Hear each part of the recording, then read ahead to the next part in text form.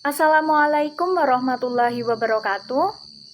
We are from group 5. We will talking about our discussion about material interval. So, the members of group 5, namely the first one Raka Praditya Wibowo with ID number 4101417173, and then the second Hikmatulaili Desiani with ID number 4101420079. And then the third is Arifanur Hidayati with ID number 4101420085. And then the last is me, Siti Malihatu Sania with ID number 4101420114. The first one, we will talking about definition of interval. So, intervals is the order relation on R determines a natural collection of subsets.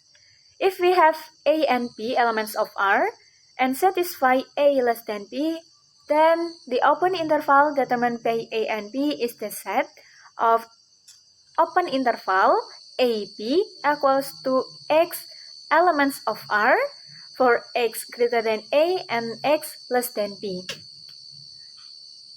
The points A and B are called the endpoints of the interval. And in the open interval, the endpoints are not included. But in the closed interval, both endpoints are adjoint. So we get the closed interval equals to X element of R for X greater than or equals to A and X less than or equals to B. And then next, the two half open or half closed interval determined by A and B are bracket A, comma B parenthesis, which includes the endpoint A, and parenthesis A, comma B bracket, which includes the endpoints B. The infinite open intervals are the sets of the form open interval A, comma infinity equals to X elements of R for X greater than B, and open interval negative infinity for X elements of R and X less than B.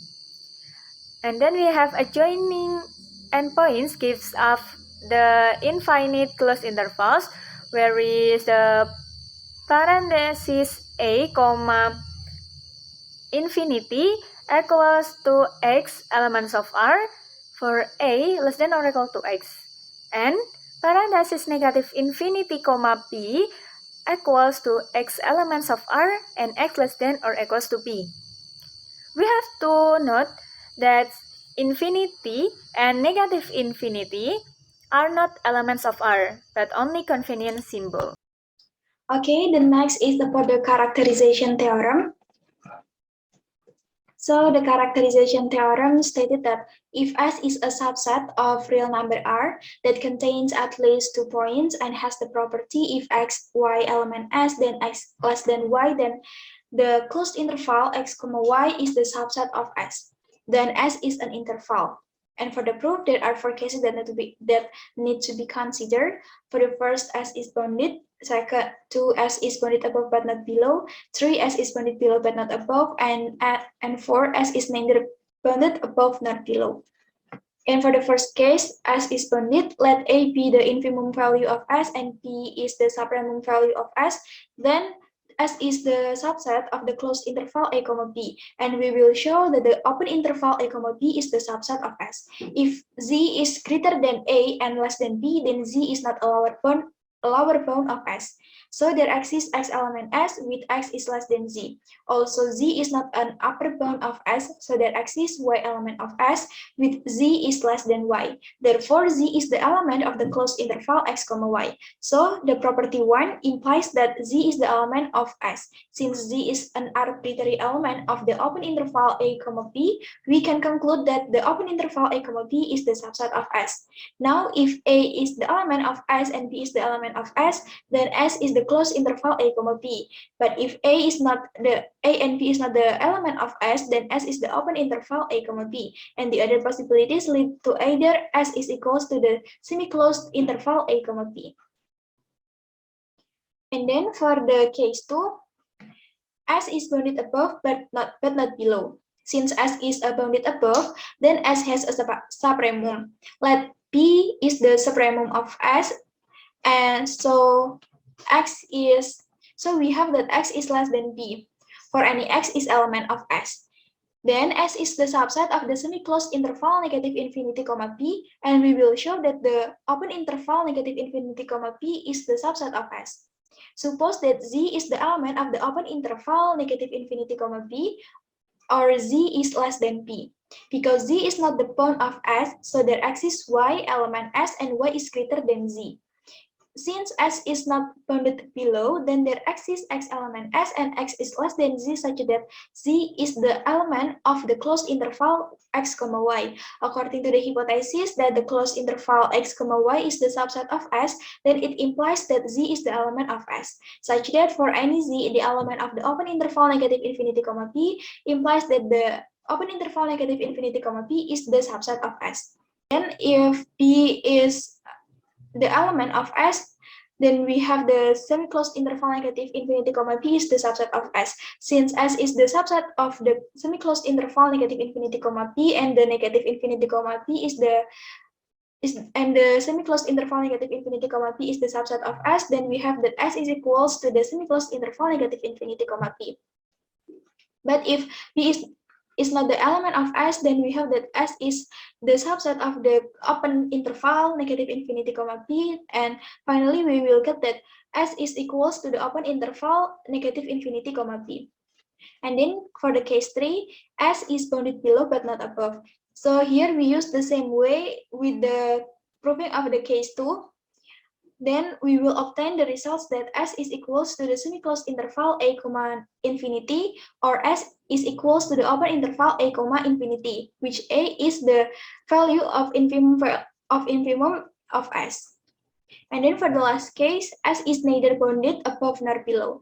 So if given S is the subset of real number R, and we will show that R is the subset of S. Let Z is the element of R.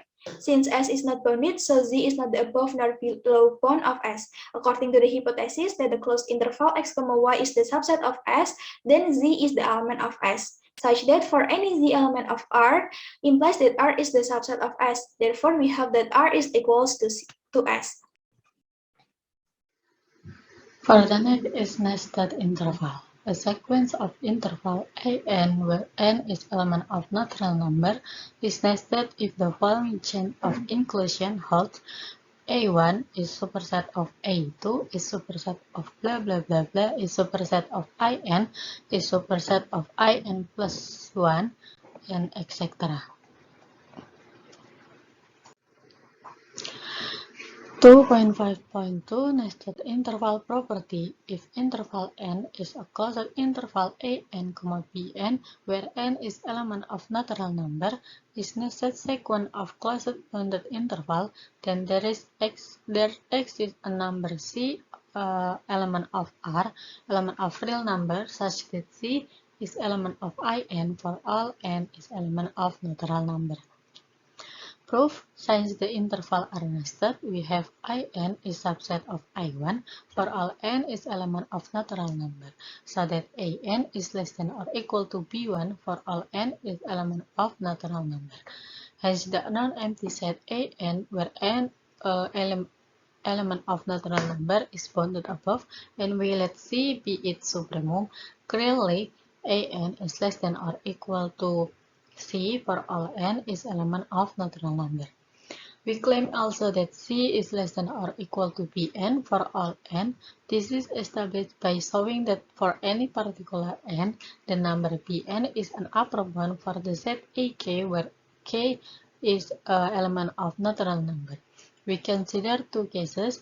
The first is if n is less than or equal to k, then since A1 is superset of Ik, we have AK is less than or equal to BK is less than or equal to Bn. The second, if k is less than to n, then since Ek is superset of In, we have AK is less than or equal to An is less than or equal to Bn.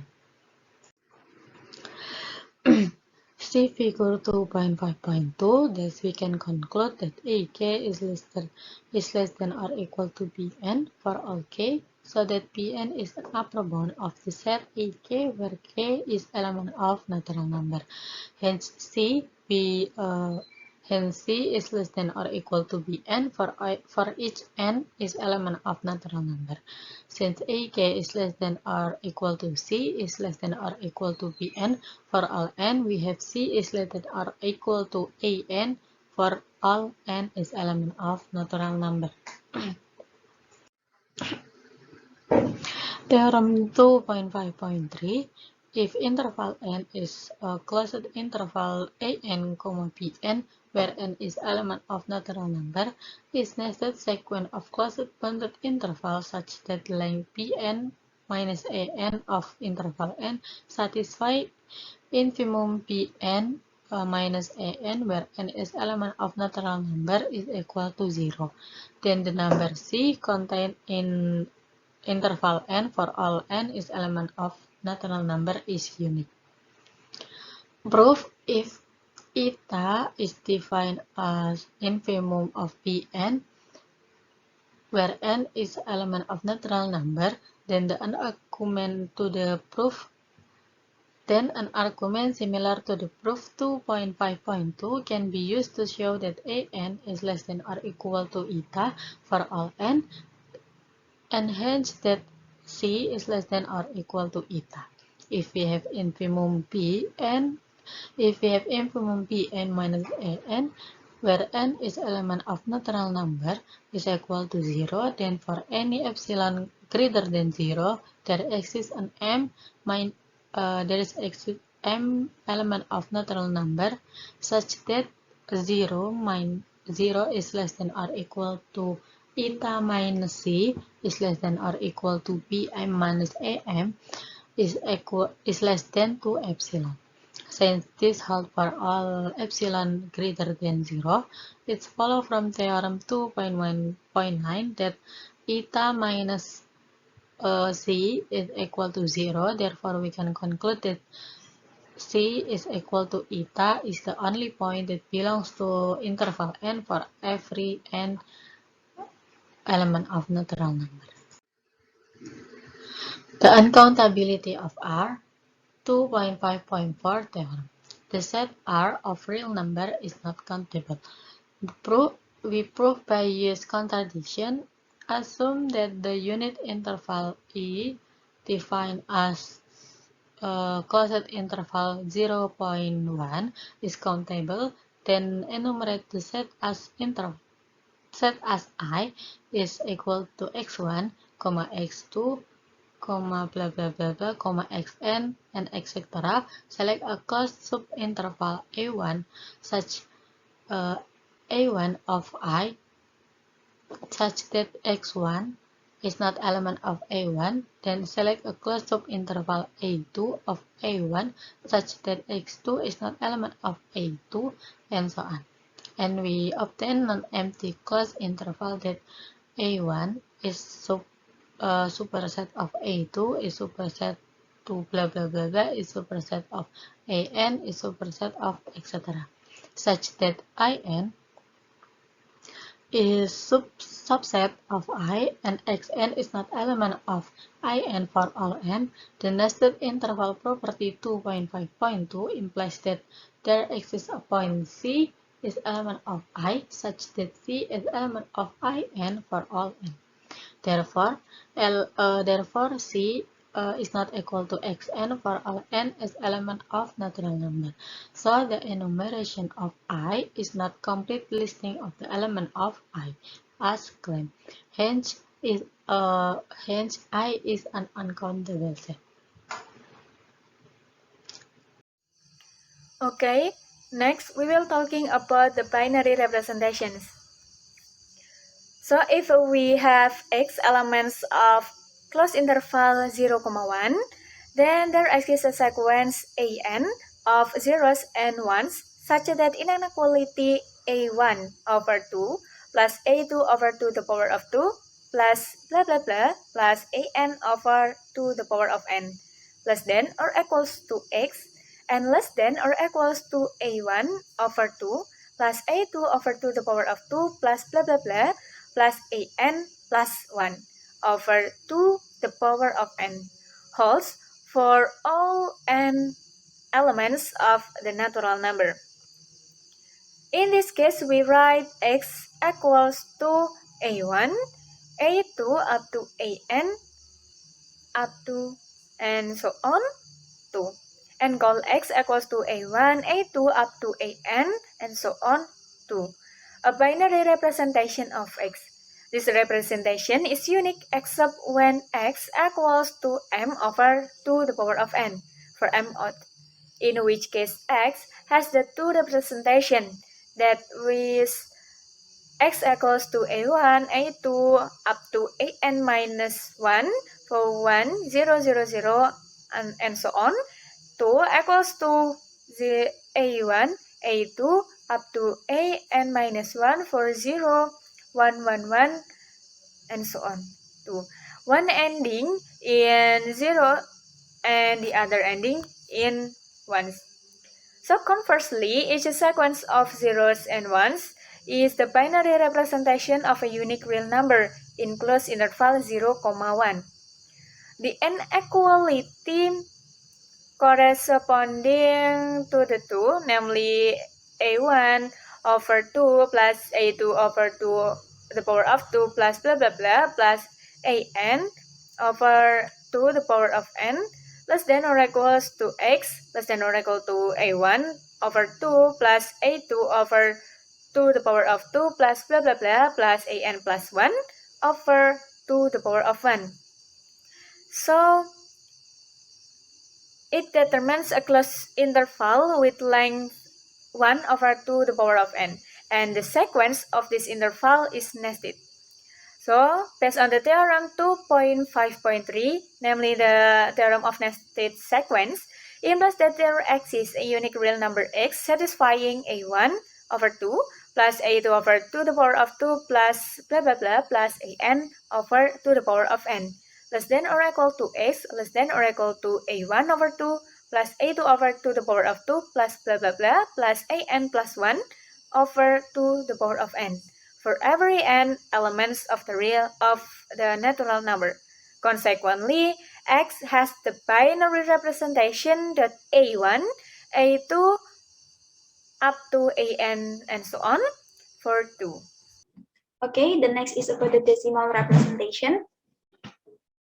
So if given the x is the element of closed interval 0, 1, if we subdivide the closed interval 0, 1 into 10 equal subintervals, then x belongs to a subinterval b1 over 10, b1 plus 1 over 10 for some integer b1 in 0, 1 up to 9. Proceeding as in the binary case, we obtain a sequence of bn of integers with bn is greater than or equals to 0 and bn is less than or equals to 9. For all n is the element of natural number n such that x satisfy x is greater than or equals to b1 over 10 plus b2 over 10 the power of 2 plus blah blah blah up to bn over 10 the power of n, and x is less than or equals to b1 over 10 plus b2 over 10 the power of 2 up to plus bn plus 1 over 10 the power of n. In this case, we say that x has a decimal representation given by x is equals to point p1, p2 up to bn, and so on. If x is greater than or equals to 1, and if p is the element of natural number, is such that x is greater than or equals to p, and x is less than or equals to p plus 1, then x is equals to p point p1, p2 up to pn and so on, where the decimal representation of x minus p is the element of the closed interval 0, 1 is above. Next, let's talk about the periodic decimal. A decimal b point b1, b2 continuously to bn and so on is said to be periodic or to be repeating if there exists key n in natural number such that bn equal bn plus m, or all n more than equal k. In this case, the blocks of digits bk, bk plus 1, and so on until block of k plus m minus 1 is repeated once the kth digit is reached. The smallest number m with this property is called period of the decimal. For example, 19 over 88, we got it is 0.2159090 continuously 90 and so on, has period 2 with repeating block 90 starting at the decimal, fourth decimal. And if we meet a repeated block that simply is the digit 0 from a periodic decimal, we can call it as a terminating decimal. Here we give an informal proof of assertion. A positive real number is rational if and only if its decimal representation is periodic. Suppose that x equals p over q, where pq in natural number have no common integer factors. For convenience, we will also suppose that p is between 0 and q. We note that the process of long division of q into p gives the decimal representation of p over q. Each step in division process produces a remainder that is an integer from 0 to q minus 1. Therefore, after at most q steps, some remainder will occur a second time, and at that point, the digit in the quotient will begin to repeat themselves in circles. Hence, the decimal representation of such a rational number is periodic. Conversely, if a decimal is periodic, then it represents a rational number. For the proof, we're gonna illustrate it by example. Suppose that x equals 7.31414 continuously 14 and so on. We multiply by a power of 10 to move the decimal point to the first repeating block. Here obtain 10x equals 73.1414 and so on. We now multiply by a power of 10 to move one block to the left of decimal point. Here we get 1000x is equals 7314.1414 and so on. We now subtract to obtain an integer. Here we're getting 1000x minus 10x, and we substitute both of them to become 7314 minus 73, and we get 7214, where x is 7214 over 990 is a rational number. Last one is talking about Cantor's second proof, that about of uncountability of real number. This is the elegant diagonal argument based on decimal representation of real numbers. Here we have theorem 2.5.5, where the unit interval, a closed interval between 0 and 1, defined as x in real number, where x is or between 0 and 1.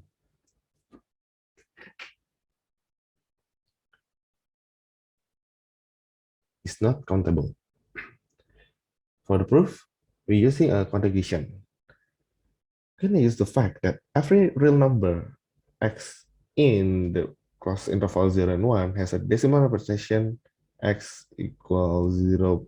Any number in the b1, b2, b3, where bi is 0, we can 0, 1, or until 9. Suppose that there is an enumeration x1, x2, x3, and so on of a number in closed interval 0 and 1, which we will display as the following, like x1 equals 0 point on the block 1, 1, block 1, 2, and so on until we get on the block mm. We now define a real number. Y defined as 0.y1, y2, and y3 until yn and continuously by setting y1 is defined as 2 if b this block 1, 1 is more than equal 5, and